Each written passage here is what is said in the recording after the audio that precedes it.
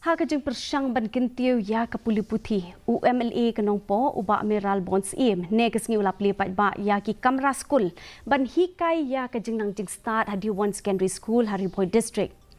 Lapan wandur ya kini ki Kamra nak bentaki kena nursery ki bahapo ka lower primary section ke bertemu ban kersyan ya ki kena bedang lingba kerukom hikai ke belong practical ke belah penrekam dak information and communication technology. Hakan ke jengelang UMLA ulah samru ya shipotli ki pangkha sa school bat ke jengerap pisa ban kersyan ke Diwon secondary school.